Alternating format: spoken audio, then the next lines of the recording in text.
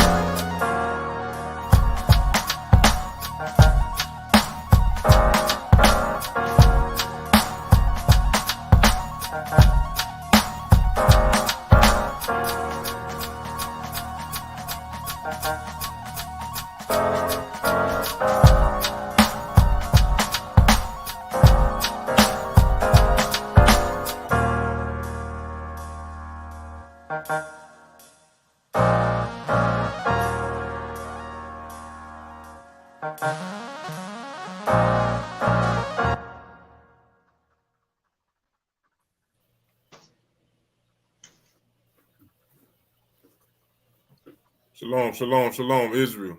Welcome, welcome to another Sabbath class. All praise and honor, glory given to Yahweh by Hashem Yahweh Shai. Excuse me, for the abundance of all things. Yahweh being the Heavenly Father, Yahweh Shai being His Son, who the world calls Christ.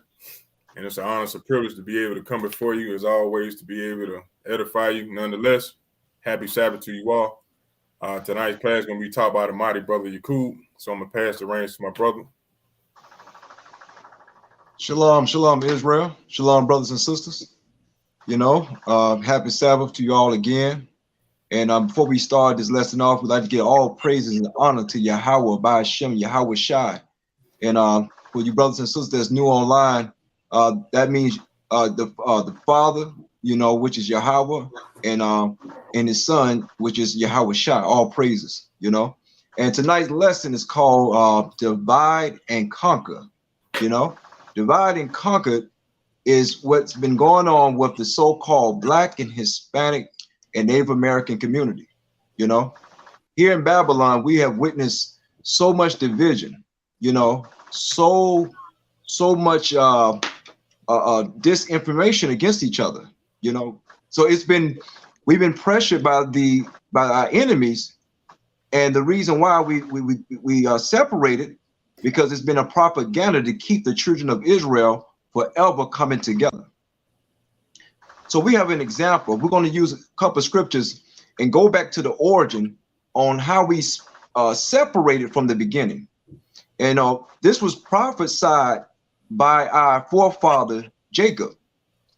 This thing of us separating and never hardly coming together here in Babylon, it was prophesied from the beginning. So we're going to bring out the book of Genesis, chapter 49, verse 1, because our forefather Jacob, he gave us the foresight on the things to come. So he's gonna tell us the things that's going to happen to us as a people in the latter days. Book of Genesis, chapter 49 and verse 1. And Jacob called unto his sons and said, gather yourselves together, that I may tell you that which shall befall you in the last days. So our forefather told our people, you know, which was the 12 tribes of Israel. He told his sons, he said, gather together, and I'm going to tell you what's going to befall you in the last days. And see, we in Babylon today, which is called America, right?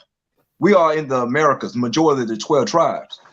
You know, we are in these last days. We're witnessing a lot of things that's happening, you know, a lot of confusion. We're witnessing plagues. We're witnessing pestilence, all these issues that's going on in the world. But we seem to not come together as a people. Now, I know it's a few brothers and sisters in this truth that understand and know what I'm talking about. They are waking up, you know, the so-called Mexicans and Native Americans, they're waking up to this truth. But there's a lot of brothers and sisters out there that still sleep, that's still wandering around and thinking like they're enemies, you know? So we're going to go back into the history. We're going to go back to the beginning and show you what happened and how we failed as a people and how we split it as a nation, you know? And so if you can, give me 1 Kings chapter 11, verse 28 through 40. 1 Kings chapter 11, verse 28 through 40. You know, and this is going to go into Jeroboam. Jeroboam was a ruler of the northern kingdom of Israel. The northern kingdom are your so-called Latinos, Native Americans, Guatemalans, Colombians, Cubans. You brothers and sisters are the northern kingdom of Israel. So we're going to go into the history and show what happened and how the discourse came about from the beginning, because this is not our first time going through this type of discourse. It happened in the past before. Bring that out, Kings. Chapter 11 and verse 28, right? Yes, sir. All right. 1 Kings chapter 11 and verse 28. And the man Jeroboam was a mighty man of Allah, and Solomon, seeing the young man that he was industrious, he made him ruler over all the charge of the house of Joseph. Verse 29. And it came to pass at that time when Jeroboam went out of Jerusalem that the prophet Ahijah the Shilonite found him in the way and had clad himself with a new garment, and they two were alone in the field. So this during the time when Solomon was king of Israel. When Solomon was king of Israel, we ruled like never before. We were a mighty people. And at this time too, we wasn't warring anymore like we did during the time of David.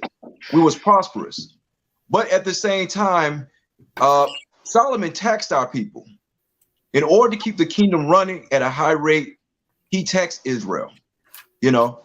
And during the taxing, it really benefited the southern kingdom more because Solomon was the king of Judah. I mean, he was the king of Israel, and he was from the tribe of Judah. So it benefited more for the southern kingdom. So the northern kingdom, they wanted some say. But we're going to continue to read.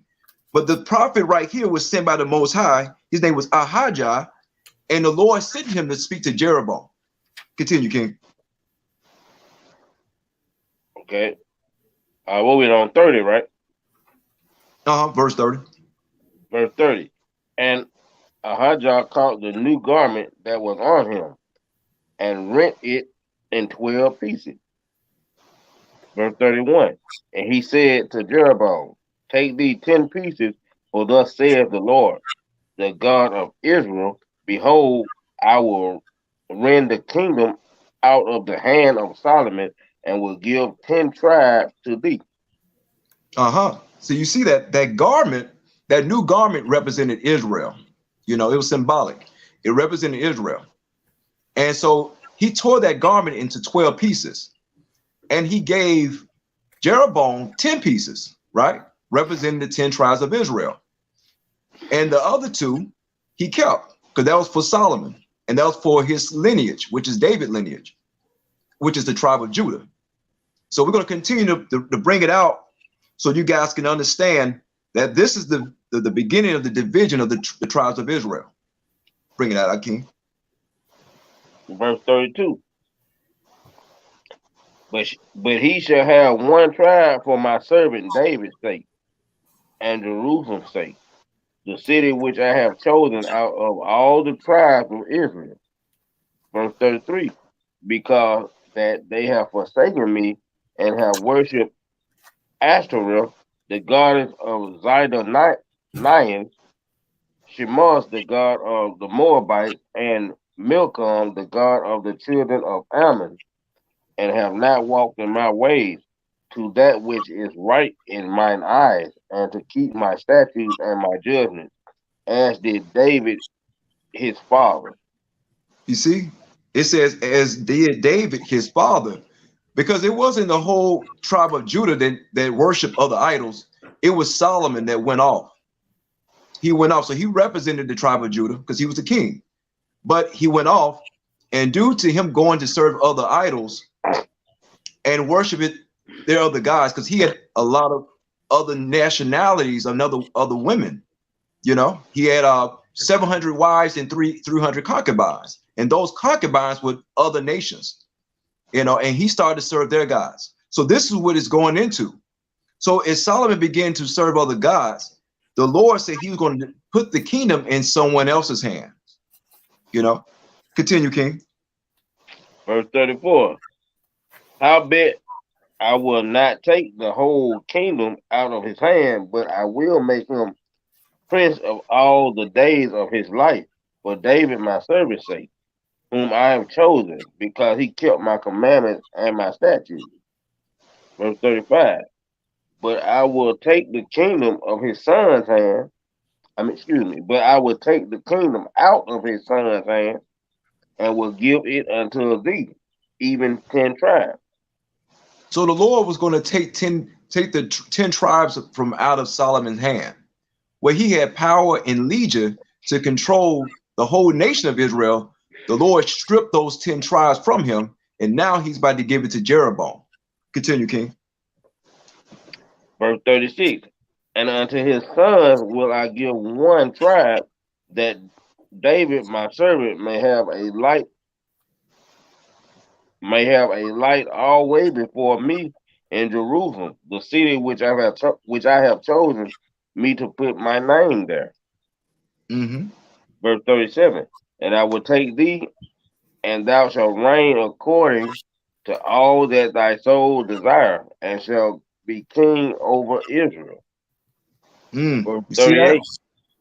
So the Lord, what he did was he promised our forefather David that his lineage was going to rule over Israel forever, right? Which is really the tribe of Judah. He promised that to David. So by him promise, the Lord is not going to break his promises and say, look, I'm going to give everything over to the northern kingdom. So he allowed Solomon to keep that keep the southern kingdom, which was Judah and Benjamin at that time. So what we're looking at right now is this during the time when Solomon he's on his way out, meaning he's about to decease, and the Lord's about to give away the kingdom, which is the 10 tribes, to Jeroboam. Continue, King. All right. Verse 39. Uh-huh. Now we're on 38. Verse 38. And it shall be, if thou wilt hearken unto all that I command thee, and wilt walk in my ways, and do that is right in my sight, to keep my statutes and my commandments, as David my servant did, I will be with thee, and build thee a sure house, as I built for David, and will give Israel unto thee. Verse 39. And I will for this afflict the seed of David, but not forever. Mm-hmm. So you see this? The Lord said he said, so, verse 40, verse 39, and I will for this afflict the seed of David, but not forever. So the Lord said he was going to afflict the seed of David, meaning he was going to take away the kingdom of Israel. The 10 tribes of Israel from David, not forever though. That was the affliction. That was what the Lord was saying. He was going to afflict him, because where Solomon had rule and reign over Israel, the Lord's about to take that from his lineage. Let me see, verse 40. Verse 40. Uh-huh. Solomon sought therefore to kill Jeroboam, and Jeroboam arose and fled into Egypt unto Shishak, king of Egypt, and was in Egypt until the death of Solomon. So Solomon had that type of power, because Solomon heard the prophecies. He heard about what was going to happen. So the Lord allowed Jeroboam to go into Egypt to escape Solomon's hands, because Solomon was angry and furious about that. I'm pretty sure that he thought he was trying to plot on him, for him to get the kingdom. But that wasn't so. The Lord was about to take the kingdom out of Solomon's hand. So right here, let's go to 1 Kings. You know what? Let's go to 1 Kings chapter 12, verse 3 through 4. 1 Kings chapter 12, verse 2 through 4. And so we still here, we're going to show how Solomon had put a big tax on Israel. This is what the big fuss really was about, because during that time when we built the kingdom, we needed money. We needed different things to build. So Solomon, he taxed Israel, heavy taxes. And this is what the fuss was about. Break it out, Kings. First Kings chapter 12 and verse 2.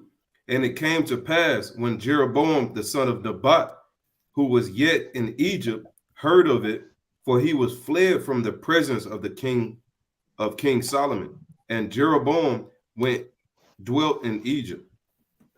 Verse 3, that they sent and called him, and Jeroboam and all the congregation of Israel came and spake unto Rehoboam, saying, Thy father made our yoke grievous. Now therefore make thou the grievous service of thy father, and his heavy yoke which he put upon us lighter, and we will serve thee. See, so this is Solomon's son now. Solomon is gone, he's deceased. He's with the fathers now, right? So Solomon's son, which is Rehoboam came about. Now he's king, right? So the people of Israel, which is the northern kingdom, they came to Rehoboam and said, hey, look, your father made our yoke real heavy. He made it real heavy. We had to pay out a lot. We want you to make our yoke light, So to make a long story short, Rehoboam went to his friends and tried to get advice. He went to the elderly. The elderly told him not to, not to be as harsh as his father was, and to befriend the people, but he didn't take that counsel. So he went to counsel from his younger people, right? See, a lot of you know, you don't listen to the elders when they give you advice. You listen to your brothers out there in the streets, you know, saying who just gang banging all the time. And that's why you hurt one another, man. So you got to listen to the advice of the elders. But nevertheless, when he just listened to the younger people, which is his friends, they deceived him. They deceived him by having him to continually tax the people of Israel, heavy upon heavy. So we're going to read that. That's give me verse 15 through verse 16. First Kings chapter 12, verse 15 through 16. Because this is what happened when he went to Rehoboam, and Rehoboam came back with an answer to tell him what he thought. First Kings chapter 12 and verse 15. Wherefore the king hearkened not unto the people, for the cause was from the Lord. He might perform his saying, which the Lord spake by Ahijah the Shilonite unto Jeroboam and the son of Nebat. Verse 16. So when all Israel saw that the king hearkened unto them, the people answered the king, saying, what portion we in David, neither have we inherited in the son of Jesus to your tents. O Israel, now see to thine own house. David, so Israel departed unto their tents. Con. So what happened was, during this time, Rehoboam, he didn't lighten up the yoke. He made it more heavy. So he told him, when you got to read the scriptures, you get a chance, brothers and sisters, go over that in the book of Kings, First Kings chapter 12, and you read that. You're going to read the part where Rehoboam told him, look, I'm going to make your yoke even more heavier than what my father did. You know, so the northern kingdom, they said this verse 16. So when all Israel saw that the king hearkened not unto them, meaning Rehoboam, he didn't hearken, he didn't listen to them. He didn't listen to their request. Their request was to make the yoke lighter, right? The people answered the king saying, what portion have we in David? Meaning, what portion do we have with Judah? You know, because Judah was the king tribe. Meaning we don't inherit none of this stuff. We give you all our things, all our blessings and everything. We don't get nothing for it. That's what they're talking about, right? It said, neither have we inheritance in the son of Jesse, meaning they're never going to rule Israel. That's what he's saying. We know that the prophecy was for David lineage to rule Israel. It says to your tents. It says, It said to your tents, O Israel. So they say, go back to your tents, O Israel. Now he's telling them, look, leave the southern kingdom, go back to your tents. It says, see to thine own house, David. So Israel departed unto their tents. So they basically saying, see to your own house. Don't ask us for nothing. We're going to do our own thing. And this when the split happened. And that was when the envy happened, because as Israel began to grow, Judah became more prosperous because we're the king tribe, we're the head tribe, right? But they didn't grow as well as we did. You know, they grew, but they was taxed more than we were to a degree, because most of the things was happening and coming to us, back to us as a people. Now, give me the book of First Kings. We're gonna stay in First Kings for a while. Give me First Kings chapter, give me First Kings chapter 12, verse 26 and through 30.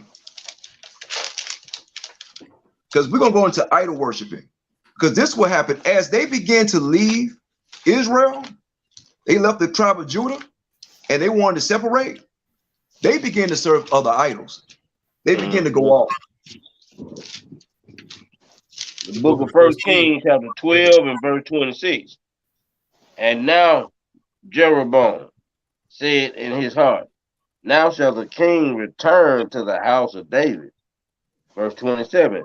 If this people go unto sacrifice in the house of the Lord at Jerusalem, then the heart of his people turned again unto the Lord, even unto Rahab. How you pronounce it? Rehoboam. Even unto Rehoboam, king of Judah, and they shall kill me, and go to Rehoboam, king of Judah. Verse 28. Whereupon the king took counsel and made 2 calves of gold, and said unto them, it is too much for you to go up to Jerusalem. Behold, thy gods, O Israel, which brought thee out of the land of Egypt. Man, do you see that? Do you see that? Verse 28 explaining how Jeroboam started to worship other gods, man. This man had made, I want to say that this man had made 2 calves to say, look, these are the gods that brought you out of Israel. You remember that? So as they split it from us, they went the hell off. You know, they went the hell off. And look, we got love for our Northern Kingdom brothers, but we know when they came over here to this world, we see all the artifacts and everything. They went the hell off then, worshiping nature and different things of that sort. You know, so this would happen. They start going off. They didn't want serving the Lord no more. They wanted their own gods. Continue, King. I think it's verse 20, verse 29.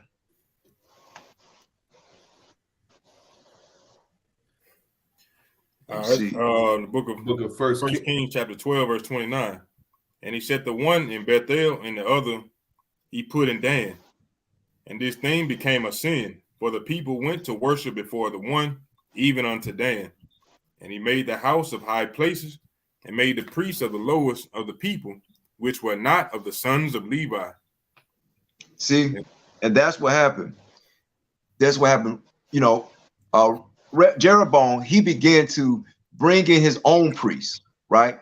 Worshiping different gods, because, hey, look, he wasn't the king of Israel.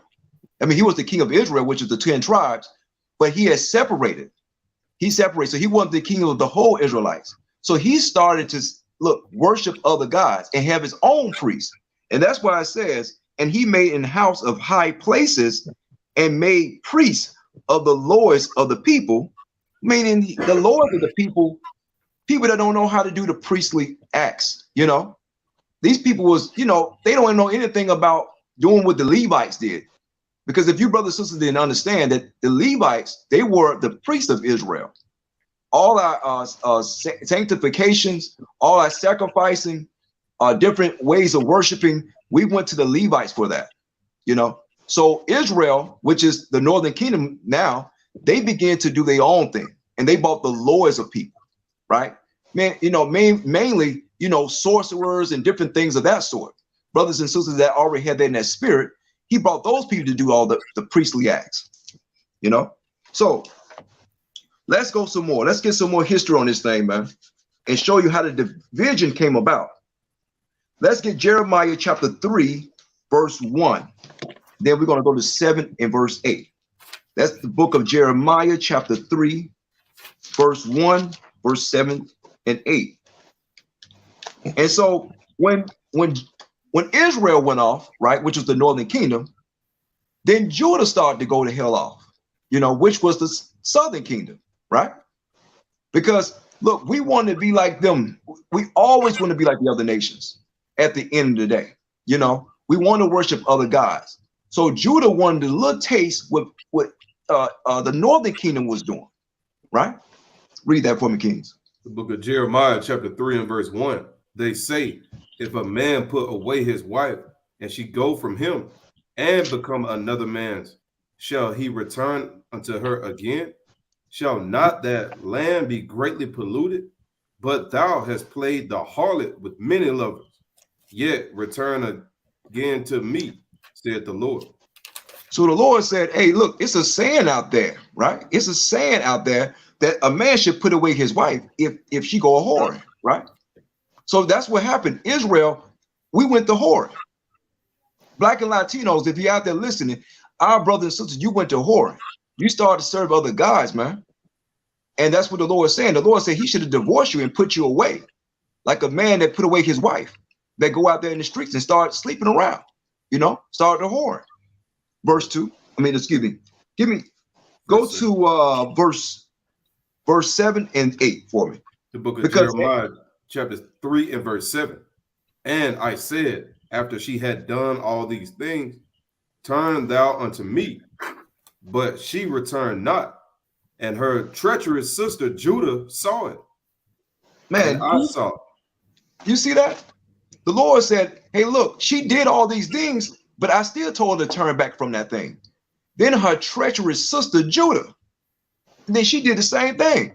Hey, the Lord, that was a degrading, man. That was degrading, because the Lord said her treacherous sister Judah.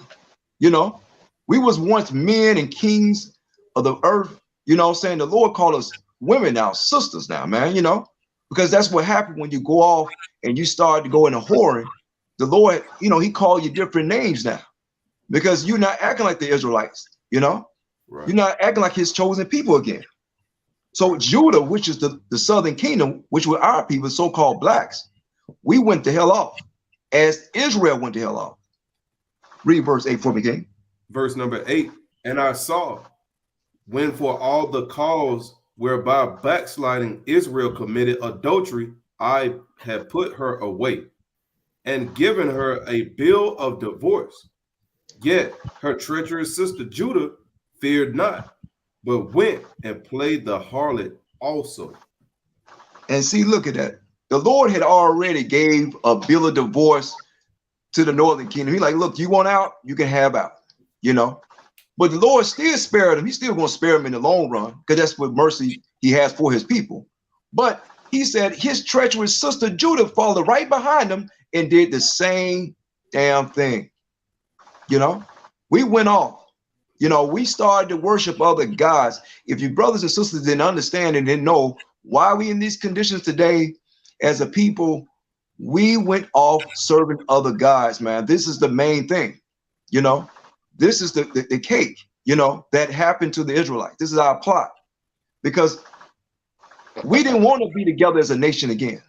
We wasn't satisfied the Lord blessing us and helping us rule over the earth. We wanted to be like the other nations. And therefore we started playing the harlot, which became a whore. That's what a harlot is. Okay. Bring it out, King. The book of Wisdom of Solomon, chapter 14 and verse 12.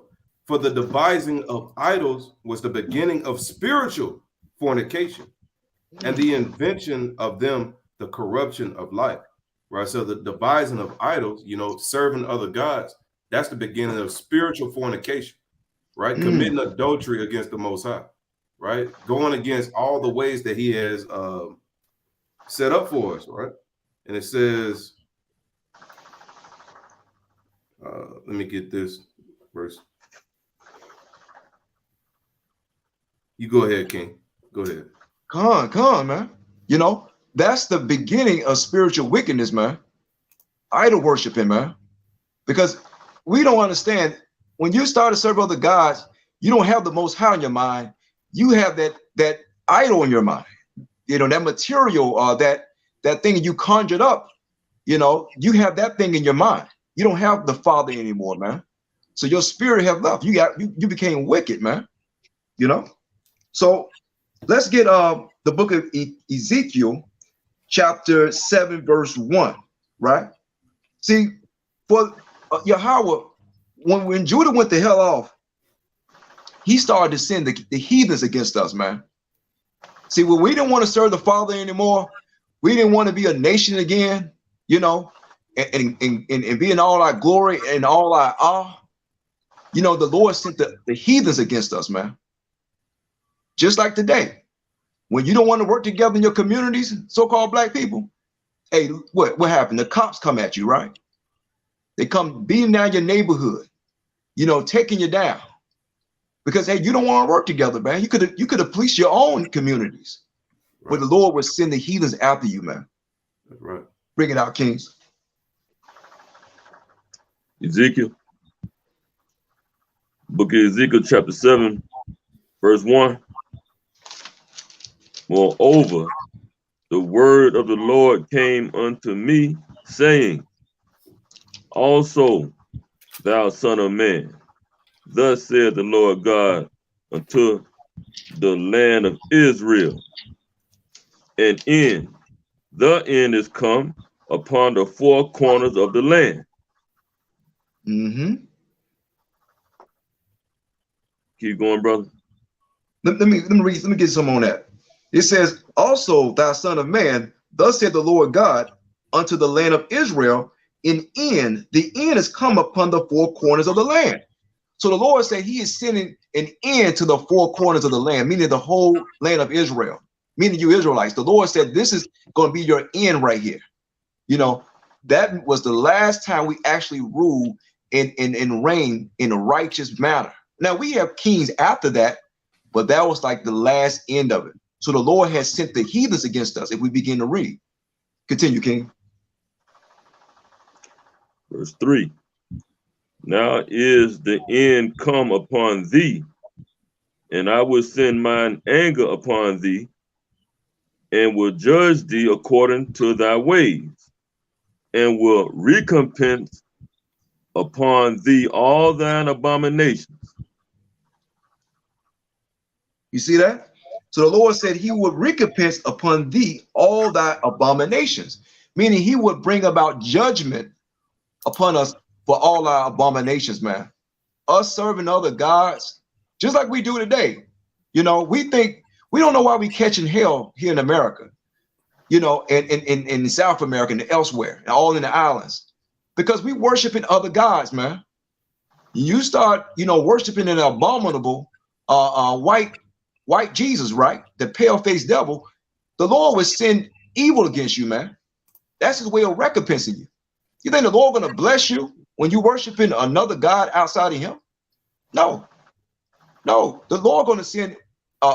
He's going to recompense you with judgment. That's what it's talking about. You know, He's going to recompense you with plagues, pestilence, all those evil things. Sending the cops to your neighborhood. You know, that's what's going to happen. You know, so you know that's what happened. Just like when the Crips and the Latin Kings and the Bloods, when they don't want to come together, you know what I'm saying, and they want to go against the, you know, their communities and go against each other, the Lord will send all type of hell against each other. You know, they'll go and shoot one another. The Lord will send cops. That's what happens. See, when we don't want to unite as a people, you know, these things occur. These things happen to us. These things come about against us because we don't know how to come together as a people, man, and serve the Lord. Now, give me the Ezekiel chapter 7. Stay in Ezekiel and stay in chapter 7. But give me verse 21 through 24. You know, all right. Verse 21 through 24. All right. Book of Ezekiel chapter 7, verse 21. And I will give it unto the hands of the strangers for a prey, and to the wicked of the earth for a spoil, and they shall pollute it. My face will I turn also from them, and they shall pollute my secret place, for the robbers shall enter into it and defile it. Now you see that? So the Lord said He will send the strangers for a prey, and to the wicked of the earth for a spoil, and they shall pollute it, right? So the strangers are the other nation that the Lord is sending against Israel, you know, for a prey. Because, hey, look, you want to be separated. You want to not work together as a people. Look, I love the white man more than I love my brother. Then, hey, the Lord going to send the other nations against you. You know, this happened to our people back then. Continue, Elder. Verse 23. Make a change, for the land is full of bloody crimes, and the city is full of violence. And you see Wherefore, that? Continue. Wherefore, I will bring the worst of the heathen, and they shall possess their houses. I will also make the pomp of the strong to cease, and their holy places shall be defiled. Man, you see that? You know, the Lord said, make a change, for the land is full of bloody crimes. Because you brothers and sisters, man, you kill and hurt one another because you don't have you don't love one another, man. So you got blood dripping all through the city, man. All in Chicago, all in LA, all in New York, man. You know? And said, and the city is full of violence. All you know how to do, because you don't come together, all you know how to do is rape and harm one another, man. You know, and kill one another. Because hey, you want to disobey the Lord's commandments. You don't want to come together. Therefore, these things happen. Verse 24, it says, and I love, and check this out, Kings. Check this out. It said, wherefore I will bring the worst of the heathens. You know, the worst of the heathens. Who's the worst of the heathens, man? Yeah, your neighborhood friendly white man, man. He's the worst of all the heathens. The Lord said he's going to bring him to you. And look here, we cannot deny that as a people, that we have the worst race of people that's ruling over us to this day. Right. You know? Base men, what they call them. Come on. Let me get a precept, King. Come on. Right. The precept I brought out earlier, Wisdom of Solomon, chapter 14 and verse 12, where it talk about spiritual fornication. Right. Check this out. This is Hebrews chapter 12 and verse 16. Lest there be any fornicator, right? Lest there be any fornicator or profane person as Esau. So he's a fornicator, spiritual fornication, going against every law against of the Most High. He hates the Most High's laws. You still have nations keeping the Most High's laws, right? You still have the Arabs. They have certain laws that they keep, right, according to God's word. Certain other nations like the Koreans, right? But you look at Esau, he's not keeping any of his commandments. He don't want to keep his commandments, man. You know, it says, lest there be any fornicator or profane person as Esau. So he is the most profane, the most spiritual fornicating person on this earth, right? And it says, for one morsel of meat sold his birthright, for ye know that afterward, when he would have inherited the blessing, he was rejected. For he found no place of repentance, though he sought it carefully with tears. And they're so spiritually off, right? The Lord said their spirit is not upright, that the Lord didn't even give them repentance. You got to Come on. I mean, man, the most wicked, man. You know, the Lord sent him against us, man. And look, the brother's bringing out powerful precept, King. You know, the Lord won't even give Esau into repentance. That because he's just that wicked. And that went right together, perfect precept for it. That's why the Lord said the worst of the heathens, you know, because hey, look, you got the so-called Philippine. Yeah, he may be, you know, a heathen, but he's not worse as Esau, you know, he's not worse as that devil, you know, the most wicked. Thank you, brother, for that precept. Now give me James. Let's go to the book of James right quick.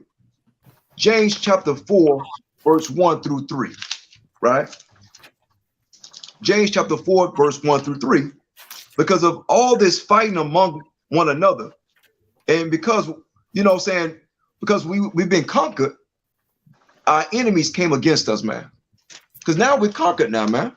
Because now the Lord has sent the worst of the heathen against us, man. Right. Book of James, chapter 4 and verse 1. From whence come wars and fightings among you? Come they not hence, even of your lust that war in your members? Ye lust and have not. Ye kill and desire to have and cannot obtain. Ye fight and war, yet ye have not, because ye ask not. Ye ask and receive not, because ye ask amiss, that ye may be consumed it upon your lust. Come on. You see that? It said ye lust and have not. See, you know, our people, man, you lust, and because you've been conquered, And now you lusting for, carnal things, you lust for, you desire, saying materialistic things. Now you brothers and sisters out there in LA, man, you want to, hurt a brother for a damn Cadillac now so you can put rims on it. You lust for materialistic things. And it says, and have not. And you don't have anything, man. And you still don't, after you do all that, you still don't have anything. It said, ye kill and desire to have and can't and cannot obtain. So you murder. You murder because you want to obtain these things, man. Right. That's why you brothers and sisters, you brothers out there in these gangs, you hurt one another, man. You murder one another because of these things, man. You want, the glory of life, but you don't want to come together. You don't know it's more better and more beneficial for you tribes, for you black and Latin tribes and gangs to come together as a people. Ye lust and have not, ye murder and desire to have and cannot obtain. Ye fight and war, yet ye have not. So you do all that fighting and do all that warring against one another, but you still don't got a damn thing. You still don't, know how prosperous it is to come together without warring against one another. All these years of bloodshed in our communities, us, banging at one another, and you still ain't got anything, man. It's just a trick of the devil, man. You don't have no businesses, man. And look, you ain't got a hamburger shack, man. How about the Crips and Blood hamburger shack? The Latin Kings milkshake and fries, man. Well, what about that? But all that warring you did among one another, you don't have anything, man, at all these years. And because you've been conquered and you don't recognize that, man. You brothers don't want to come together, and so this will happen. Right. So look, let's get this. Give me that video right quick, King, if you can, because we're gonna show our people a time when we did come together. A time when we actually had some zeal about us. When Black and Latins and Latino brothers and sisters came together. Now this documentary right here is called The Sal Castro. This is showing in 1968 in LA, just like the so-called black men, so-called black folks, we had walkouts. You remember back in the day, we protested against the so-called white people, and here in Birmingham and elsewhere, our brothers did the same thing. Here it is. We got everything in common. Hey, look, we've been enslaved together. We've been oppressed together. Those similarities don't happen just by coincidence. We are the people of the book. Right. We're the people of God, man. We're the same people. So you brothers and sisters your Latin brothers and sisters did the same thing as your so-called African-American brothers did. Play on, King. Hey, can I add something right quick before we get to it? Bring it out, King. Just like you were saying, we be warring with each other. We ain't got no businesses together, no nationwide business, but we learn how to fight, kill each other, bite each other, backs out, necks, whatever. The same way you train a dog, you know what I'm saying? They somehow done flipped us to being in the role of a dog, where they done taught us how to scrap and fight like we pit bulls in a damn arena. Gone. Right. That's how we think, and that's how we deal with each other now. Right. Gone. And don't benefit from none of it. Like you said, like dogs, man. Right. Like just trained dogs. Powerful point. Brown students were predestined. I'm about to say, if I may add to that, just like the brother Ananias just brought out, like the first thing, one of the first things we learned as a youth, coming from certain situations, that don't trust no niggas. That's literally what we learned. I don't trust no niggas, right? And we understand who named us nigga or Negro, right? Whatever term you want to use. But that's one of the first things we learned. We know that, right? We know that for a fact. But you'll go and trust the so-called white man who raped, robbed, and murdered your people and put the crabs in the barrel, you go trust him. But you won't trust that crabs that's in the barrel, right? He the one who put you in there. Hey, good point, King. Hey, no way. Before we get to that video, I got about 2 other precepts I want to bring out too, King. But we're gonna bring that out. But brother, right? We trust in the so-called enemies, but we strive against one another. It makes no sense. And he created the system for you to strive against one another, for you to fight against one another, man. Let me read this. This is the book of James, chapter 3 and verse 14. I'm gonna start with verse 14. James chapter 3, verse 14. But if ye have bitter envying and strife in your hearts, glory not, and lie not against the truth. So the Lord said, if you have bitter envy and strife in your heart, don't glory in that thing, man. A lot of you brothers and sisters got a lot of strife and a lot of bitterness and envying with one another. Just because your brother, he may have more political power than you do, doesn't mean that you have to have some type of hate, saying for him. Hey, look, go to that brother. He might be from the tribe of Judah. Hey, Judah, look, we got some things going on in our community. We don't want you to look out for us. Make sure we get this tax break in our neighborhood or fix our roads. No, a lot of times we have a lot of strife and envy, and we don't know how to compromise or come to one another. Verse 15. This wisdom descendeth not from above, but is earthly, sensual, devilish.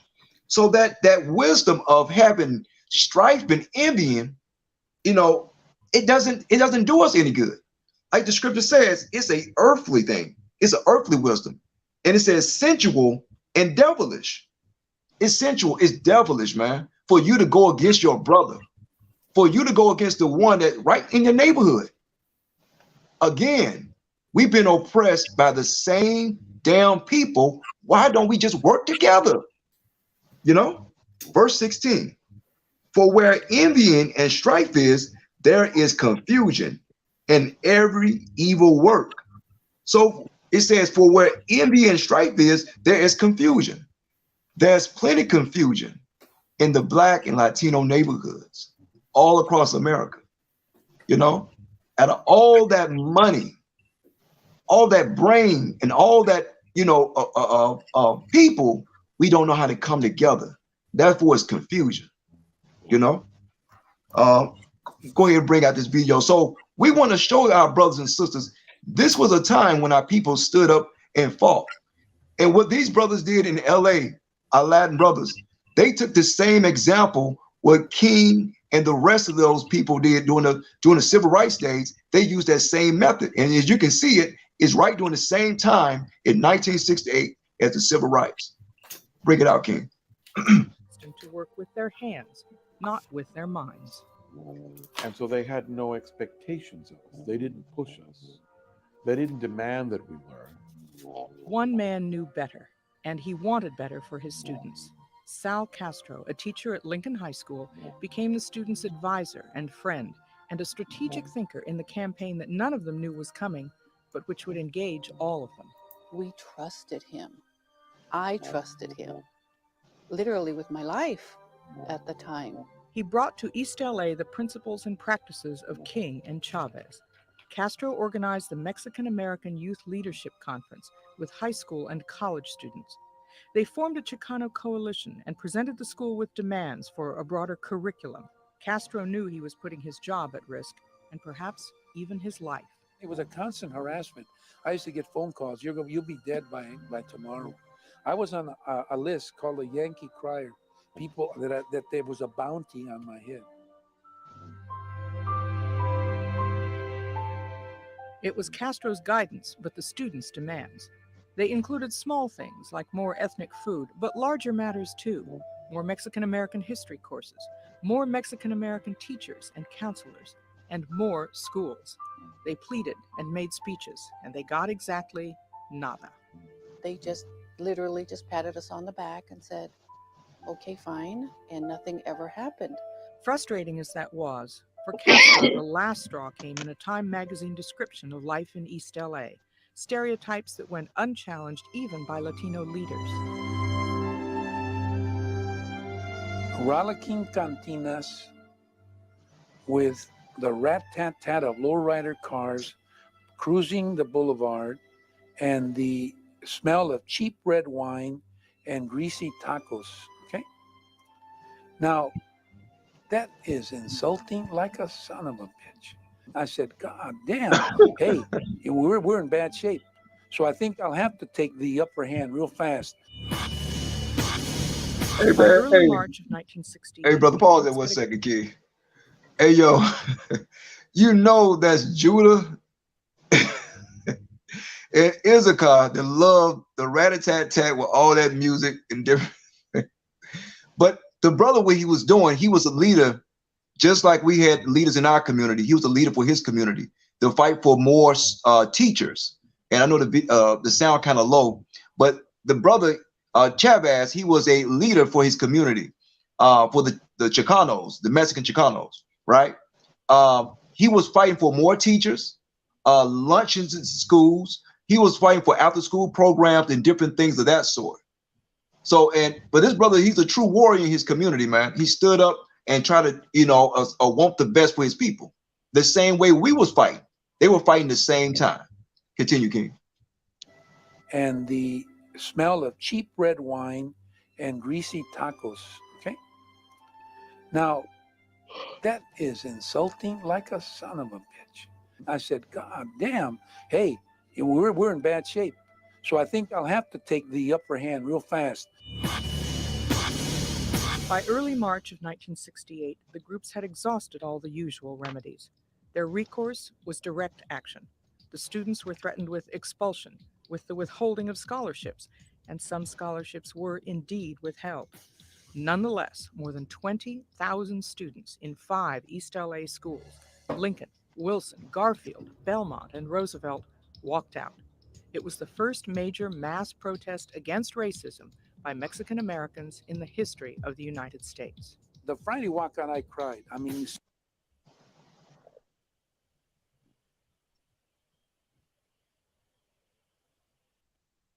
We can't hear you, King.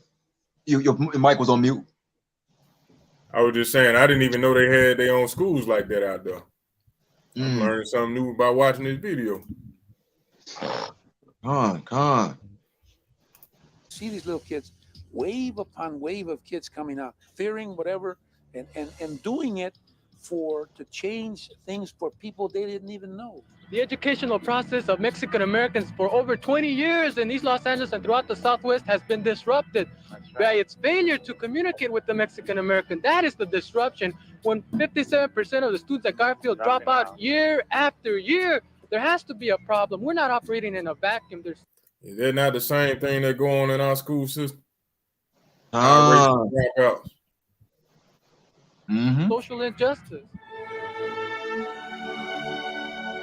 And if you notice, I just want to say, that was the same thing that Fred Hampton, Stokely Carmichael, they was fighting for the same type of things, man. For education, different things like that in our school. This brother was like the Latino Stokely Carmichael, man. Trying to fight for the things for his people. And you see right there, they got a sign right there that says, brown is beautiful. The same similarities to us. We had signs, black is beautiful, They went through the same thing, man. The same thing, King. Continue, brother. What they did was brave beyond their years. Teenagers taking adult risks. Once passive students making themselves formidable. Taking risks now to reap the rewards of equality in their futures. Those little kids, many of them thought they might actually die. In their own minds, they were out to do something.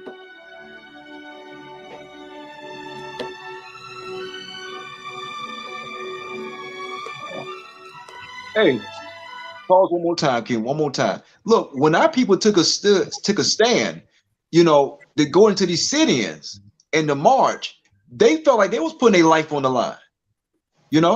That's what he was just saying about his people. He said, hey, look, they did all that marching and protesting.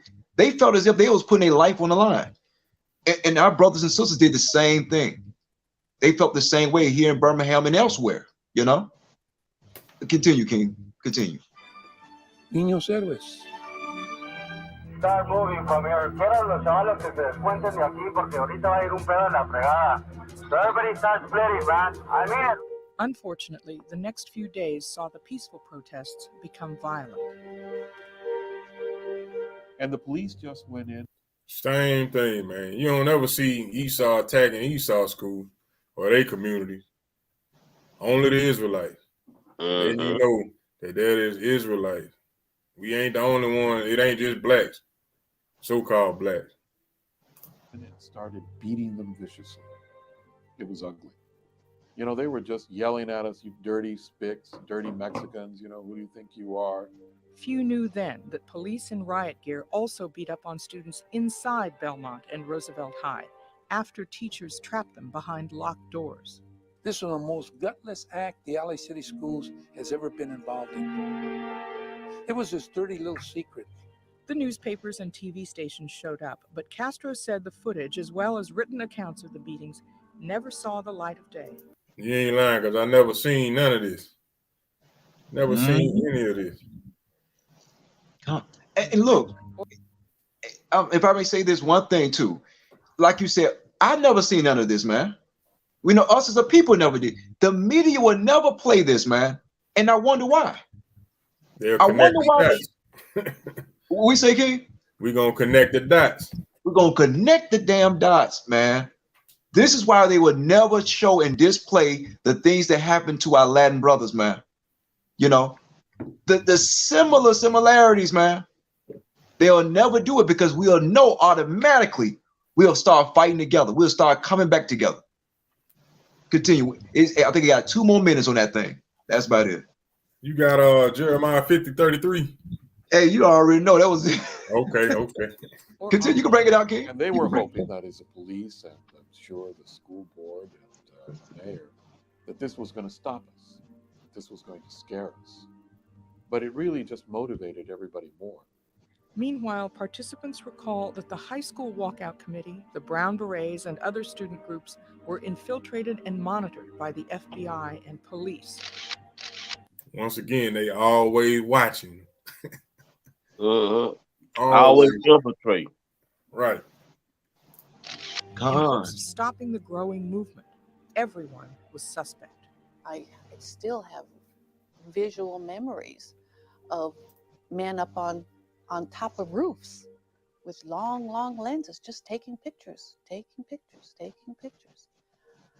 So we were constantly harassed.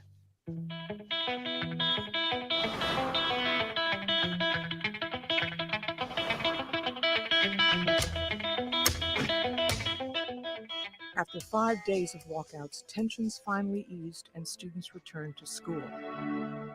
Several weeks later, the school board bowed to pressure and met with parents, students, and Sal Castro to review the demands at last. We have allowed our young people to get the short end of the stick for too long.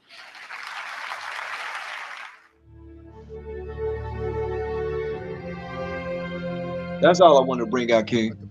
It's more in that video, man. You know, you brothers and sisters get a chance, check it out. We know it was just a commentary, so it was nothing. You know, if you guys look at it, check it out. But that's the thing. We went through the similar situations as our Latino brothers did. The same thing. They got their behind beat just to get more rights to have more better education. I mean, what other nation or race of people get their behind beat just to have more teachers in the schools? Better funding. Nobody but us. Nobody but us. So, hey, you already know, like you said earlier, King. Let's go to the book of Jeremiah, chapter 50, verse 33. Because this is for you, I hate to say, you black Israelites, man. The ones that don't want to include the northern kingdom to be our people, man. This is evident, the things that we're showing you. It's evident that we're the people, man. Bring it out, Kings. Book of Jeremiah, chapter 50, verse 33.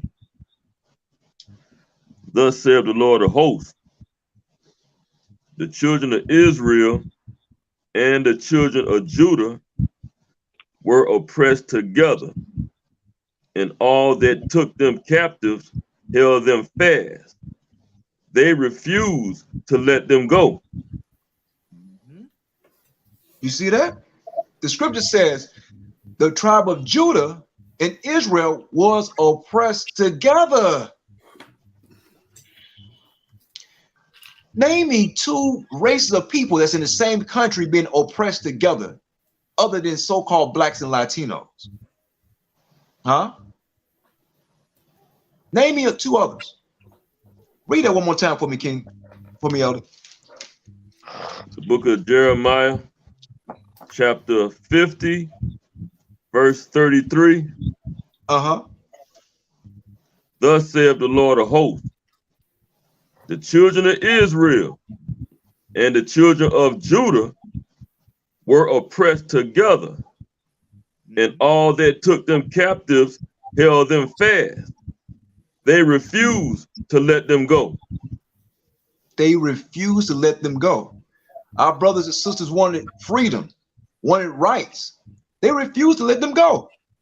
Yeah, you can have rights after I beat you in the head with this billy club.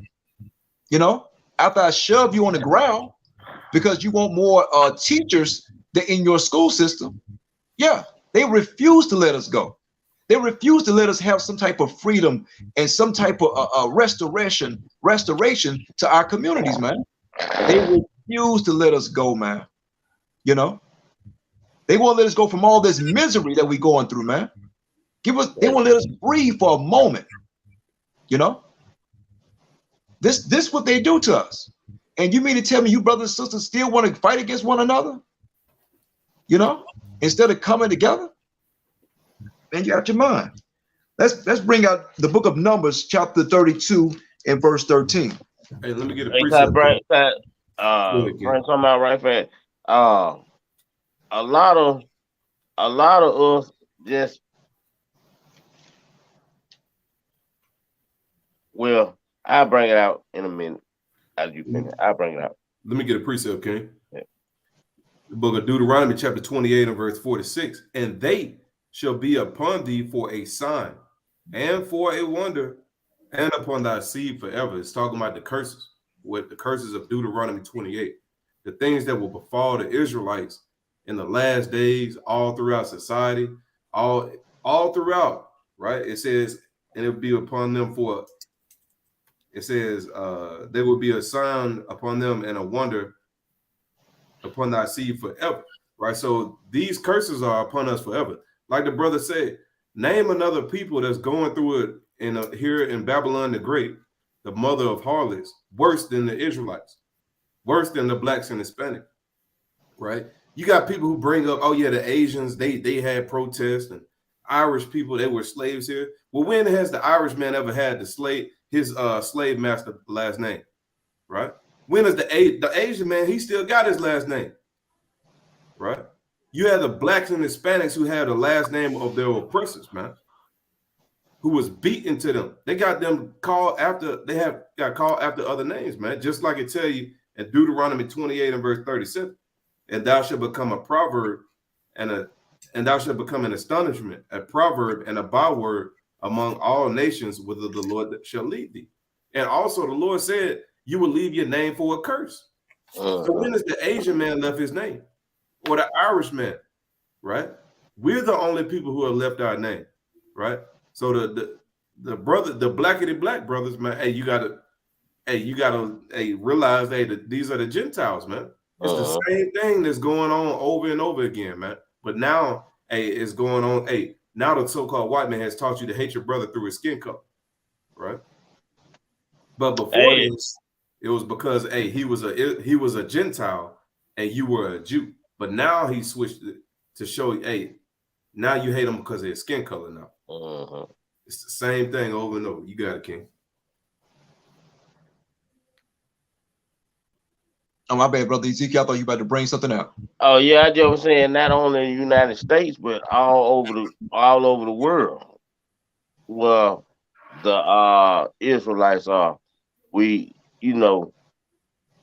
going through it the worst all over the world. You know, and like I said, they should be on you for a sign and a wonder. Everywhere we at, them curses gonna follow us. And that's so true, King. No matter where we are. Hey, you don't have to be here in the land of the United States of America. You can be on the outskirts of this country, and as long as you're Israelite, you're going to go through that hell. You know, as long as you're black and Latino, you're brown and black, so-called, you're going to go through those curses, man. You know, and you're not going to escape from it, man, until you turn back to the Father. But even then, while we're in this captivity, you're going to go through that, man. You know, so yeah. A lot of you brothers and sisters say, well, I got it better over here in Jamaica. No, you don't. Because the United Kingdom, look, they have your kingdom, man. You know?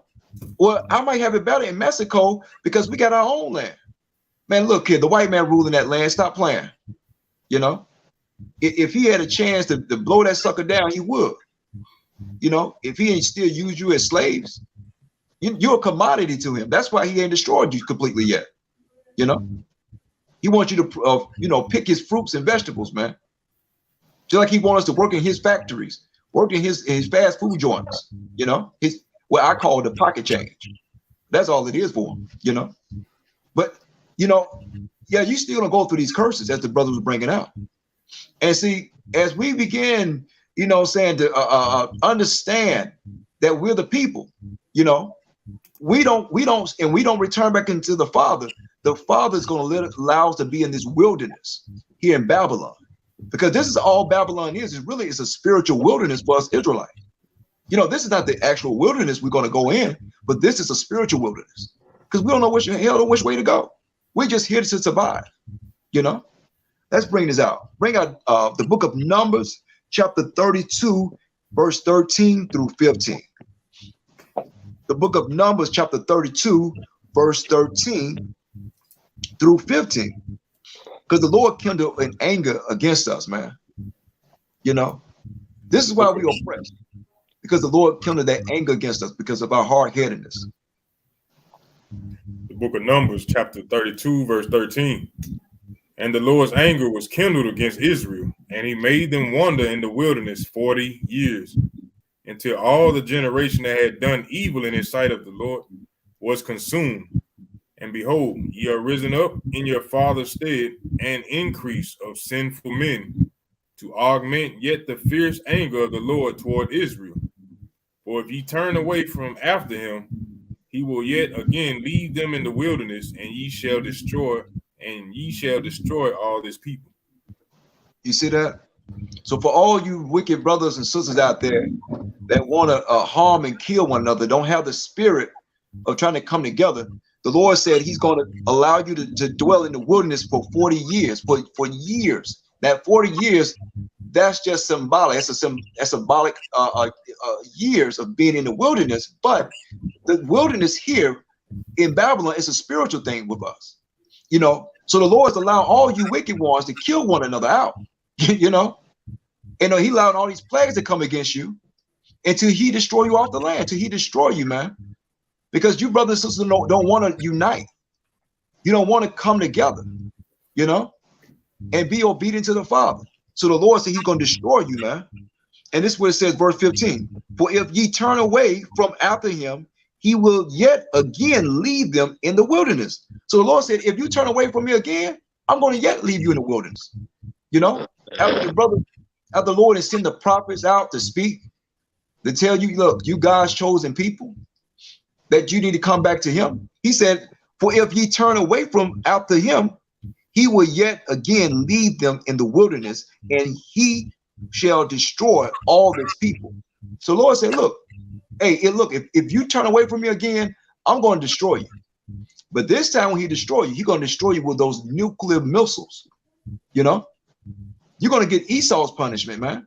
Not only you're going to get a billy club upside your head by Esau, the Lord going to send missiles against you too, because you turned away from him, man. Because you don't want to come back and heed to him. Now, let's get Revelations 13, and chapter 3, excuse me, Revelation chapter 3, verse 13. Salakia, family, Salakia. Revelation chapter 13, verse 3 through 7, right? Revelation chapter 13, verse 3 through 7.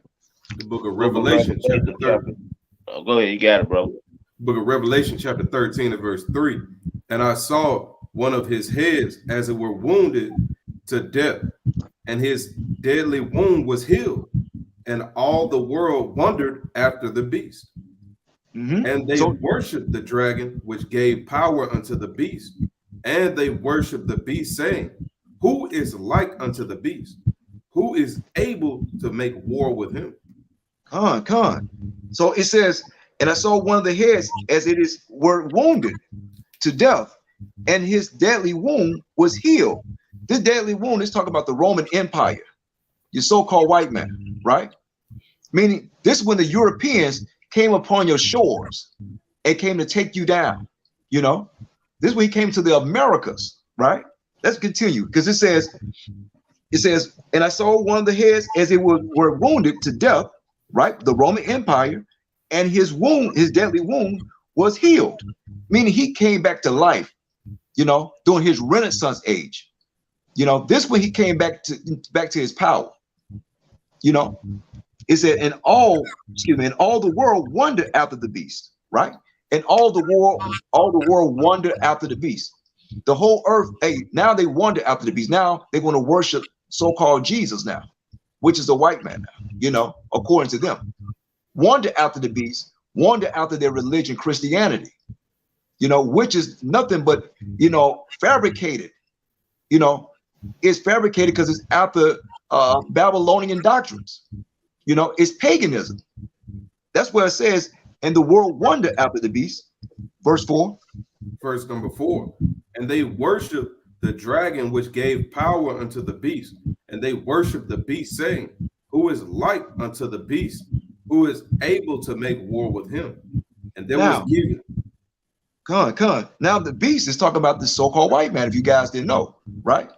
Because now his military might is strong. Who's able to make war with this beast, right? This man got weapons on weapons now. This is talking about the so-called white man right here, man. He's the beast that the Bible is talking about. Continue, King. Verse 5. And there was given unto him a mouth speaking great things and blasphemies, and power was given unto him to continue 42 months. The black opened his mouth in blasphemy against God, to blaspheme his name and his tabernacle and them that dwell in heaven. You see that? You see that? Now the devil has power to blaspheme against God and to blaspheme his name. His name is Israel, man. I mean, which is your name. You know, of course, his name is Yahweh, but he blasphemed against you people, you so-called Israelites. Now he defamed you. He took away your inheritance. You look, you just a Gentile according to the white man. You know, he have blasphemed against the Lord, man. Right? Now he is blaspheming against the Father. Continue, King. Verse 7. And it was given unto him to make war with the saints and to overcome them. And power was given him over all kindreds and tongues and nations. You see that? It says, and he made war with the saints. Now your neighborhood friendly white man that came off the ships, right? Talking about, I'm a pilgrim. Can you please feed me? Now he has made war with the saints now, man. And you saints are the Israelites. You know, you so-called black and Latinos. And it says here, it says, and to overcome them. It said, and to overcome them. That word overcome means to conquer. You know, now he's overcame you, you Israelites now.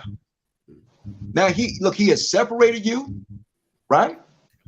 He divided you up when you used to be able to trade with one another.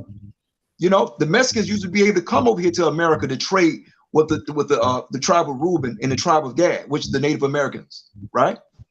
Now he have separated you from the land. Now I'm gonna put a border right here because I'm ruling this place now, right? You know, now he made war with you. You know, Now he made war with the Native Americans and put them off in a place he called the reservations. Right. You know, that he reserved them like he's they're a museum artifact. You know. Let me Now get he made war with you, man. You know, get a precept on that. Genesis chapter 49 and verse 19. Gad, a troop shall overcome him, but he shall overcome at last. Like the brother going into, that he got overcame, right? So now you look at Gad, he has gotten divided and conquered. You know, Gad, a lot of Gad is really divided up into Judah. A lot of them calling themselves African Americans now, a lot, right? When you look into the history of civil rights movement, right, and how they pretty much changed their names, right? You know, in the civil rights movement, calling yourself a so-called African American, that was more popular, right? That was the movement that was looked at as we're going to get some things done. So you had a lot of people changing their nationality around that time, right? Just like Esau, he changed his nationality, right? Hey, you've heard of the 5% Indians, right? And them trying to assimilate themselves into being so-called Native Americans. Some of them are, right? Hey, brother. You got it, brother. Come on. That's true. You know, brother. Go ahead. $5 Indian. $5 Indian. Thank you, brother. Thank you. I'm thinking about the 5%ers, man.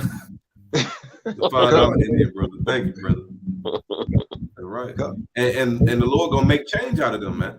You know, that's the right. Lord gonna make change out of these $5 Indians, right? And spread them out and count them as ones. And then we're gonna take those loose bills, right, and put them in our pocket. Right. That's right. That's right. Hey, look, you know what they did to the tribe of Gad, man. What they did to the nation of Israel, man. I mean, they destroyed the hell out of us, man. And even at some point when we wasn't the greatest nation, you know what I'm saying, but we still had some type of commerce with one another and trading and different things of that sort. And Esau was such evil. He was such an evil devil that he separated us when we was together, man. When we had some type of unity, unity together, and he separated us. Now he got our brothers in the back of the woods somewhere, man. You know, we don't even know they still exist. You know, they get no government funding. And you know, and I hear a lot of Judah. There's another tactic too by Esau, man, to divide us. You hear a lot of Judah say, well, they get reparations. How? Damn, $3 billion? What's reparation when you took the whole people land, man? You give me $3 billion for the damn continent? What the hell? With a white man face on it? Right. Come on, man.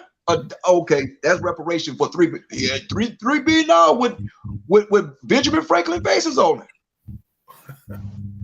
That's crazy. And Judah, think, man. Another thing too, brother. Another thing too, man. I was just thinking about when I saw that you were talking about the reservations and stuff. You notice that they took them and put them in a place look like the Flintstones would live, like just rocks everywhere, rocks and boulders, and you know what I mean, just rocks. What kind of hunting ground is that? They got them out there in rocks. They make them the reservations out in the desert and rocks. That ain't what they were living like. They wasn't living. They were living. There's no. What kind of hunting ground is that? What kind of hunting ground is that, man? And rocks and boulders. That's where they put them at. They stuck them off into the worst. They stuck them off into the worst sections of the land. They put them in the wilderness. They ain't even got no trees around where the reservations at. Just rocks, big rocks, different size rocks in the desert. No trees. I ain't never seen no reservation. Well, I ain't never been to one, for real, but I've been near them. It seemed like it was just never a hunting ground. It was just a place out where they were just surrounded by rocks, boulders and rocks. No stream. How they gonna live out there? But that's where they stuck them at, the worst parts imaginable. That's it, bro. Con, which is so messed up. When you think about, excuse me, Spam, excuse me.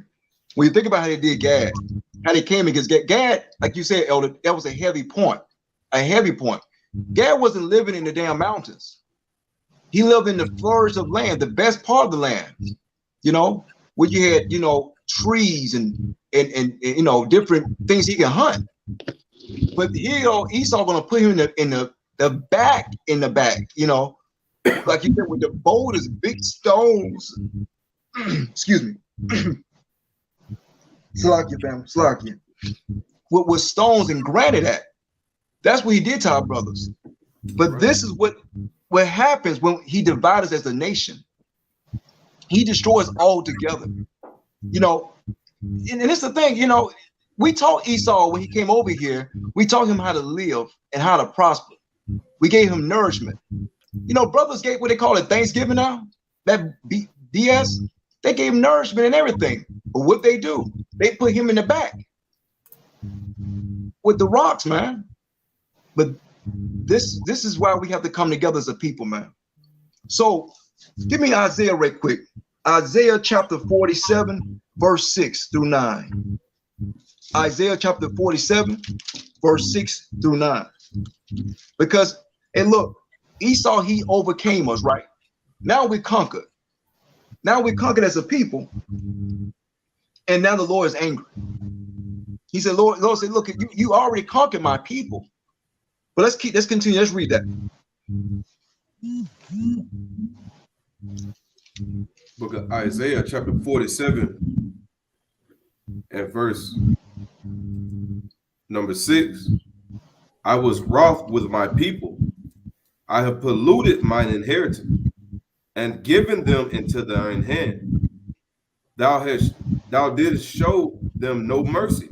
Upon the ancient hast thou very heavily laid thy yoke. And you see that? The Lord said, you have showed no mercy. The Lord said, I had given you my people. I had given them over to your hand. But now you have showed them no mercy. Damn it. I gave you the whole land of Israel, man. I gave you the United States of America. Why are you going to put them back in the mountains? You know, you could have gave them a part of the land, but you showed my people no mercy. Continue to this day, and you put a heavy yoke on our people, man. Well, we can't even breathe. Them brothers and sisters out there in the wilderness, you know, when this was their land, you know, you put them in the back of the back, man. You make sure that the yoke is steadily heavy. Continue, King. Verse 7, and thou saidest, I shall be a lady forever, so that thou didst not lay these things to thy heart, neither didst remember the latter end of it. Mm-hmm. Yeah. Therefore, hear now this, thou that art given to pleasures, that dwellest carelessly, that sayest in thine heart, I am, and none else beside me. I shall not sit as a widow, neither shall I know the loss of children. That's Esau. That's Esau right there, with that pride in his heart. You know, so prideful, man. So prideful that this devil said, he said, that says in thine heart, I am, and none else beside me. Like he God. Like he didn't sneakily get into the land. Like he was so badass, excuse my language, family, Salakia family. Like he was so bad, oh yeah, I just got America without a doubt. No, the Lord gave you America because Gad was giving you a run for your money. And you had to send more troops after Gad. And you came in sneaky, you know, with the Christian talk, you know. But, you know, you say what it says, I am and none else beside me. I mean, you have nobody else to rule. And then you claim that God we trust. You don't trust in the Most High. Stop your lies, man. You know, that's that pride on you, Esau. You know, it says, I shall not sit as a widow. neither shall I know the loss of children. So Esau said, hey, look, I won't be destroyed. I won't be taken off my throne. You know, I don't know any losses because all thing I'm doing is winning. I'm conquering over the Israelites. So I don't know any loss. Because when he had us, that was it. That's why he was able to conquer the earth, because now he had the Israelites because he conquered them. Let's get Joel chapter 3 and verse 5 through 7. Joel chapter, bring it out, King. Did you still want verse 9 and Isaiah 47 and 6 through 9? Bring it out, verse 9. Thank you, King. All Bring right, it out, verse 9. But these two things shall come to thee in a moment, in one day: the loss of children and widowhood. They shall come upon thee in their perfection, for the multitude of thy sorceries, and for the great abundance of thine enchantments. Yep. That's why it says, the Lord said, but widowhood will come to you, Esau, for all your enchantments and all your sorceries, all your lies, you know, all your propaganda. That's part of your sorcery too, to keep us in these conditions, to keep us going against one another, so we can keep staying at odds with one another. I heard one of the brothers say over in LA, after Kanye made his said his thing, he said, well, you know, Kanye, he's not welcome to come back in LA, you know, because I'm down with the JEWs, man. This Latino brother said that, man. Crazy out your damn mind, man. You think them Jews give a damn about you, man? They don't care about you. But yet you said Kanye can't come back because he said something about them.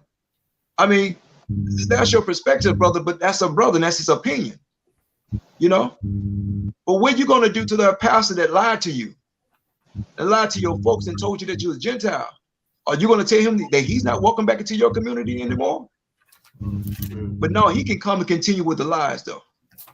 You know, that's crazy, man. That's why Esau, you got to be punished for the abundance of your sorcery and for all your enchantments that you had done against our people, man.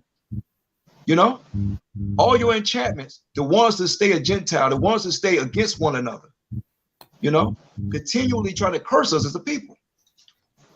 Come on. Now bring out Joel chapter 3, verse 5 through 7. Joel chapter 3, verse 5 through 7. You know? The book of Joel, chapter 3 and verse 5. Because ye have taken my silver and my gold, and have carried into your temples my goodly pleasant things. The children also of Judah and the children of Jerusalem have ye sold unto the Grecians. He said, what? Have ye sold into the Grecians? You sold them to the Grecians.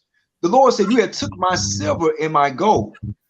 You Israelites, the tribe of Judah, you are the gold, and you in the tribe of Israel, you are the truth. Excuse me, and the Jerusalem, which is the tribe of Israel, you are his silver, right? You are the silver and gold. The Edomites, they have took the silver and gold from you, man. Excuse me, from the Lord. You are his people, and you cast the Esau and cast you into his system, into his temple, into his adultery. Now, you know. Now he had took the Lord's people and brought him into his temple so we can worship him. You know? Continue, brother. Verse 6. The children also of Judah and the children of Jerusalem have ye sold unto the Grecians, that ye might remove them far from their border. Behold, I will raise them out of the place whither ye have sold them, and I will return your recompense upon your own head. Con. The Lord said he's going to return us from the place that you have sold us and return the recompense upon your own head, man, for what you did to the Lord's people. Because you took the Lord's silver and gold, man. You know, you took his precious things. We are his precious things, man, the pleasant things. You know, when we used to do the Lord's work, you know, Keep the Lord's statutes and commandments. But now you Edomites, you went and took the Lord's people, and you got to pay for that thing, man. Because everything come with a price. Ain't nothing for free, Esau. We wasn't for free. You pay, and now you're gonna have to pay the price. You know? Give me Zechariah chapter 1, verse 15. Zechariah chapter 1, verse 15. Because you brothers and sisters, man, you got to understand the Lord was a little angry at a time. The Lord was angry, but for a moment, because you went and start dipping dabbing to these idols, you know, but your enemies and took it too far. He and took it too far, man. Bring it out, Kings. Book of Zechariah,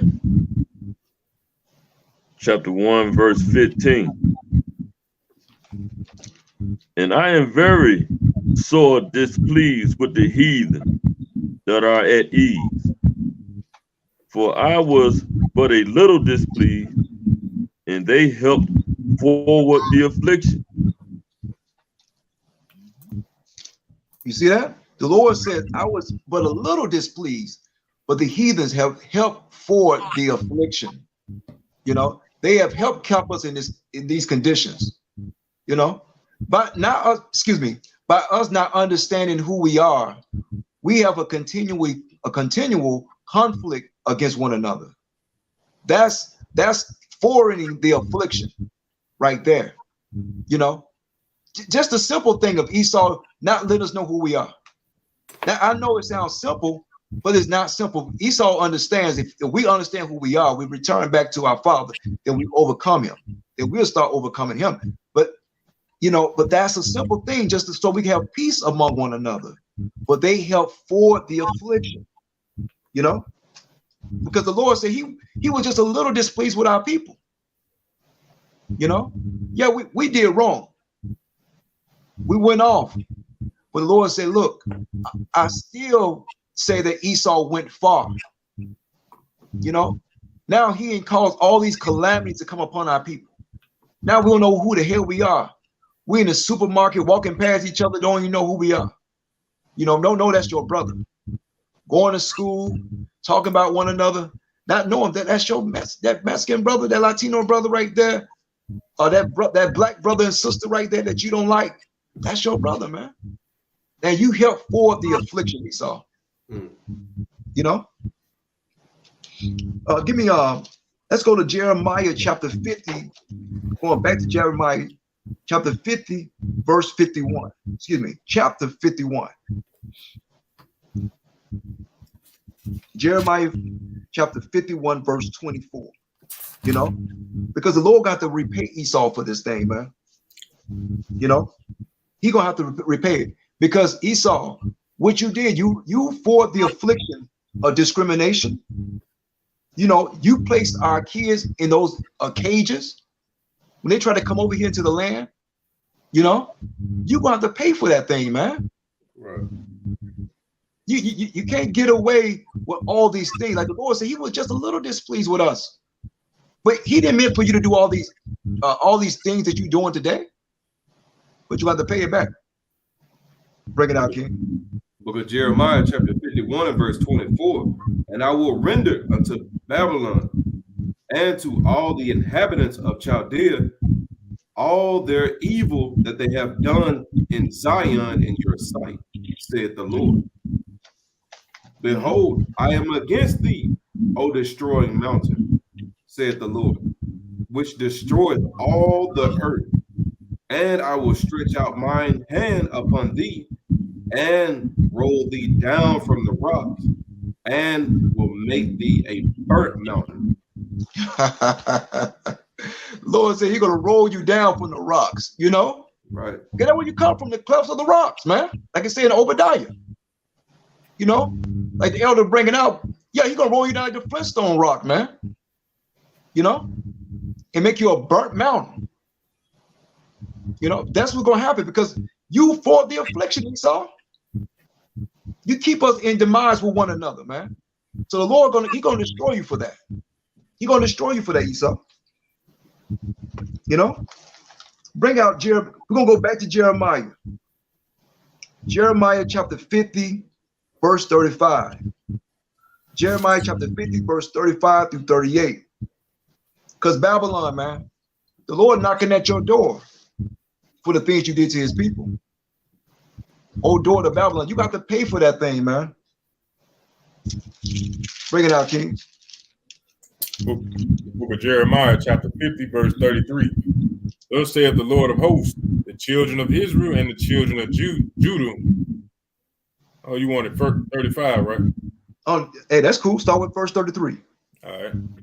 Jeremiah chapter 50, verse 33. Thus saith the Lord of hosts, the children of Israel and the children of Judah were oppressed together, and all that took them captive held them fast. They refused to let them go. Their Redeemer is strong. The Lord of hosts is his name. He shall thoroughly plead their cause, that he may give rest to the land and disquiet the inhabitants of Babylon. And quiet the inhabitants of Babylon. You know, he's going to quiet you Edomites, you proudful devils. The Lord said he's going to quiet you because he's going to send Yahweh to bring down fire against you, man. Right. Continue, King. Verse 35. A sword has come upon the Chaldeans, saith the Lord, and upon the inhabitants of Babylon, and upon her princes, and upon her wise men. A sword is upon the liars, and they shall dote. A sword is upon her mighty men, and they shall be dismayed. A sword is upon their horses, and upon their chariots, and upon all the mingled people that are in the midst of her, and they shall become as a woman. A sword is upon her treasures, and they shall be robbed. And you see that? Slack family, slack brother. See, the sword is these other nations. You know, the Lord is using these other nations to come against you. You know, that's the sword it's talking about. You know, as we begin to prophesy against you, Babylon, the Lord is going to send that sword against you, man.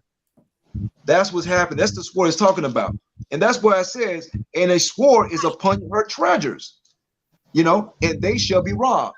Because you use your money as a way to get out of everything.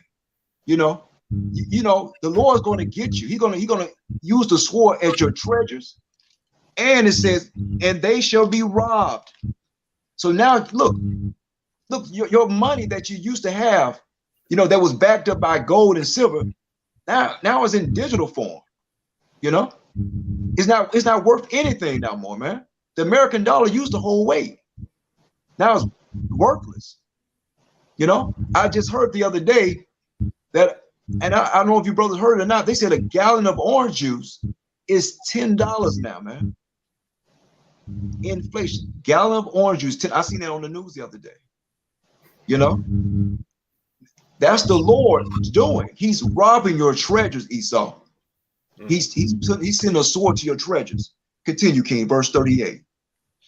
All right. The book of Jeremiah, chapter 50, verse 38. A drought is upon her waters, and they shall be dried up. For it is the land of graven images. They are mad upon their idols. And they are mad upon their idols. Because look, you use your idols to go against the children of Israel. It was a weaponized strategy against the Israelites to keep us divided. You know, your idols of white Jesus and white Mary and, you know, and all these different things. You use that as a weapon, your graven images against the Israelites. But the Lord is going to send a sword against you, man, for that, you know, for your usury against the children of Israel. Now, let's get Jeremiah. Let's go back. We still in Jeremiah. Stay with me in Jeremiah, chapter 50, and let's get verse 19. You mind if I get a precept real quick, King? Bring it out, King. All right, the book of Revelation, chapter 12 and verse 15. And the serpent cast out his mouth water as a flood after the woman. Right, so the serpent that's going into Esau, and he cast his mouth open, right? It says, cast out of his mouth water as a flood after the woman, that he might cause her to be carried away of the flood, right? So that's going into that water, right? And it says, and the earth helped the woman. So just like the brother going into, and that water is being dried up. What is that water? That's the doctrines and philosophies of the other nations, specifically Esau, right? calling you Negroes, calling you African Americans, calling you everything under the sun except the child of God. That's the flood that came and drowned the children of Israel, well, tried to drown the children of Israel from knowing who they are. But the earth is going into your internet now, right? Your social media, right? Using it in a righteous manner. Hey, the earth is helping to dry up that woman, or dry up the flood, right? It says in verse 16, and the earth helped the woman, and the earth opened her mouth and swallowed up the flood, which the dragon cast out of his mouth. So, hey, that flood is being consumed now. It's being dried up. It's a drought out here now. Well, it's a drought for white Jesus. It's a drought for Catholicism. It's a drought for Hinduism, right? It's a drought for all these different things that they have taught us. Now we're being watered by the Lord, and the Lord is reviving our spirit and making these valley of dry bones wet again, making the sinews and your flesh come back together, making us to remember who we are. Remember, we're not Negroes on the earth, and we're kings and princesses on the earth. You got it, King. That's right. That's right. A powerful precept, King. Powerful precept. The Lord is drowning out all that old doctrine of lies that Esau said about to put upon us as a people, to destroy us. So the Lord has put a drought to all your religion. Nobody believe in that mess no more, man. Nobody believe in your Christianity, man. That thing is wiped out. You know, the Lord is putting a drought to it, man. People scraping away to get to, you know, trying to get some nourishment for Christianity. Give me some out of that thing, man. They trying to get some of it, but it's a drought to it, man. Hey, look, even TD Jakes. Hey, look, he trying to do away with it, man. In so many words. They coming against him because he said something about the women, you know. He was trying to straighten, you know, finally he has some, you know, some balls enough to talk about, yeah, look, women, get your act together, man. You know? So that Christianity is at a drought, you know. Have a precept, King. Have a precept. And so let's get Jeremiah chapter 50 and verse 19. Jeremiah chapter 50, verse 19. I will bring Israel again to his habitation, and he shall feed on Carmel and Bashan, and his soul shall be satisfied upon Mount Ephraim and Gilead. And the Lord said he's going to, I'm sorry, King. And the Lord said, I will bring Israel again to his habitation. So the Lord's going to bring us back into our habitation. As you begin to be in a drought, we begin to get nourishment now, man. So the Lord's going to bring us back into our habitation again. Into, he said, and he shall feed on Carmel and Bashan, and his soul shall be satisfied. So now our soul is satisfied again, man. Because now we know who we are. We get spiritual nourished now, man. So we get satisfied as a people, as a nation again. We don't believe in that doctrine of white lies anymore, man. You know, we know who we are, so now we satisfy. Our spirit is. Let's drop down to verse 22 through 33. Excuse me, 22 to 23. Excuse me, family. Verse 22. A sound battle is in the land, and of great destruction. How is the hammer of the whole earth cut asunder and broken? How is Babylon become a desolation among the nations? I have laid a snare, and thou art also taken, O Babylon. Thou was not aware. Thou art bound and also caught, because thou hast striven against the Lord. Come on. It said a sound of the battle is in the land, you know. So now us Israelites, we coming out here, bringing this troop out.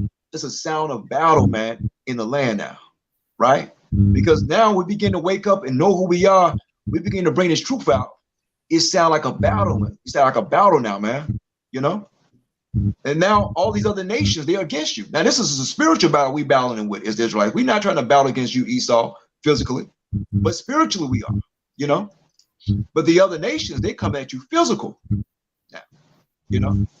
Well, you could have made peace with us. You didn't want that. So, hey, all praise to the Father for that. We want to get comfortable in this place. No way. Now the Lord is sending a battle to you, you know? And it says, and how is the hammer of the whole earth cut asunder? Now, since you cut us asunder, now the Lord about to cut you asunder. Now he's going to divide you like you divided us, like you cut us, you know, and broken.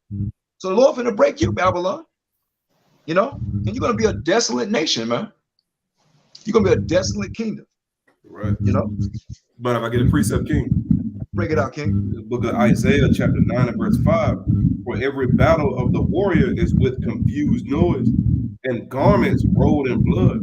But this shall be with burning and fuel of fire. So every battle is fought with confused noise, like the brother going into. Hey, it's like a we in battle. This is a spiritual battle. It's confused noise. Think about an ancient war or an ancient movie, a medieval war that you saw on a movie before. You hear a bunch of people screaming and yelling. You don't know which way is what, right? It's a confused noise, and the Lord is telling us which way to go. All we got to do is listen and keep the commandments, you know? That's right. That's right. It's definitely a spiritual war, man. You know, it's a battle at hand. And Israel, the Lord wants you to join in. You know, that you brothers and sisters that's watching right now, that's new to this truth, the Lord wants you to join into this war, man. Because it's benefiting you.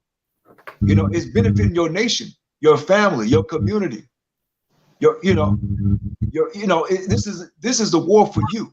This is the war you always wanted to go into, but you didn't know what. But the Lord is doing this thing, man, by raising us up again as a people. Let's bring out Isaiah chapter 11, verse 22. The book of Isaiah chapter 11, verse 22. You know? So the Lord's going to bring Israel hope again, man. And bring about the destruction of our enemies, man. You know, by us coming back to him, that's what's going to happen. Destruction to him, man. Destruction to these other nations. I don't think it's you said Isaiah 11 and 22. Yeah, the book of chapter 11. Oh, I'm sorry, chapter 11, verse 12. Salakia, brother. Salakia, family. Book of Isaiah, chapter 11 and verse 12. And he shall set up an ensign for the nation, and shall assemble the outcasts of Israel, and gather together the dispersed of Judah from the four corners of the earth. So they envy. Go ahead, King. Go ahead. The envy also of Ephraim shall depart, and the adversaries of Judah shall be cut off. Ephraim shall not envy Judah, and Judah shall not vex Ephraim. So the Lord's going to put us back together, bring us together as a family again, as a nation again. We was dispersed as a people. Now the Lord's doing a wonderful work in this moment. Us waking up as Israelites, as our true nationality, the Lord is bringing us back together again. And Ephraim won't envy Judah anymore. You know, the Northern Kingdom, our Latin and Native American brothers, and whoever you other Northern Kingdom brothers and sisters, you won't envy us anymore. And Judah, we won't vex you. Us so-called black people, we won't vex you. We won't go against you. You know, that's what's going on today. Brotherhood is back. You know, togetherness is back, man. Because we've been divided too long as a people. We've been separate too long as a nation. So now the Lord is bringing us back, man. You know, we're not going to vex each other anymore. We're not going to have envy and strife against one another no more. We're coming together, you know. Now give me Zechariah chapter 9 and verse 13. Zechariah chapter 9, verse 13. For me, man. You know. So the Lord is calling all our brothers and sisters, man. All you Israelites out there, you know, the Lord is calling you back to him, man.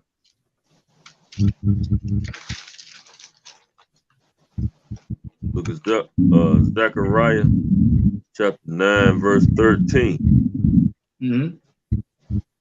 When I have bent Judah for me, fill the bow with Ephraim, and raise up thy son, O Zion, against thy son, O Greece, and made thee as the sword of a mighty man. God. The Lord is going to use Judah as a bow. and use Ephraim as an arrow. And we're going to go against these other nations, man. You know, we're going to go against those who went against us, man. We're going to be a weapon again for the Lord in a righteous manner. We're not going to go against each other anymore like we used to, like the Crips and Blood used to. The Lord going to use those vice lords and those Latin kings and those Crips and Bloods and those, what you call it, M16s. The Lord going to use those repentant brothers to come back together and be a righteous weapon for him, man. You know, that's what we're doing right now. We coming back together. These brothers on the call and us everywhere. We come back together to be that righteous thing for the Father, man. You know, and I'm gonna leave with this one. Give me Jeremiah chapter 3, verse 17 through 18. Jeremiah chapter 3, verse 17 through 18. You know, because I know a lot of you brothers and sisters out there, you don't understand that, you know, saying the things that happen to our people. But hopefully tonight you had some understanding. And now that you got understanding, we're going to come together. We're gonna walk together in this thing again, man. Break it out, King. Book of Jeremiah chapter 3, verse 17. At that time they shall call Jerusalem the throne of the Lord, and all the nations shall be gathered unto it, to the name of the Lord, to Jerusalem. Neither shall they walk any more after the imagination of their evil heart. In those days, the house of Judah shall walk with the house of Israel, and they shall come together out of the land of the north to the land that I have given for an inheritance unto your fathers. Con. We're not going to walk anymore in our own wicked imagination, going after idols, going after other races in their adultery. We're not going to walk in that imagination no more. We're going to walk together as one, under one God, man, serving our Father, man. You know, and you can play that. You know what? If you can't play that, King, because White Boy made a point. We meant to bring this out earlier, but Esau made a point. It makes perfect sense to destroy your own, leech off your own people, instead of forming a tactical alliance and fighting against the government which deals out injustice and oppression. Can you go up a little bit? It makes perfect sense to destroy your own communities and leech off your own people, instead of forming a tactical alliance and fighting against the government which deals out injustice and oppression for people. Now you hear this? It makes perfect sense to destroy your own. This devil got 3 likes on this thing, right? But he said he made perfect sense for us to come together as a people and for us to start an alliance, and a tactical alliance to come against the government. Meaning we're not going to war against the government, but well, that's what he's saying, I guess. I don't think he's saying war, but come together as a people. It makes perfect sense, you know? So, and bring out the other photo, King. So we're going to come together just like these brothers did right here. Yeah, we might have fought together as a people. Yeah, we might have been at divides against one another, but we're going to come together again, man. See, look at these 2 brothers right here. This is Javante Davis and Isaac Cruz, you know what I'm saying? Javante Davis, heavyweight champion. And this brother right here, a good fighter. He was undefeated until he fought Javante Davis. And both of them brothers, they're from the nation of Israel. You know? Yeah, they fought together. You know, they had a good fight too. You brothers get a chance, like boxing, check out the fight, but they fought together, but they came back together as one, showed each other love and respect. And that's how we need to be as a people, man. That's how we need to be as a nation.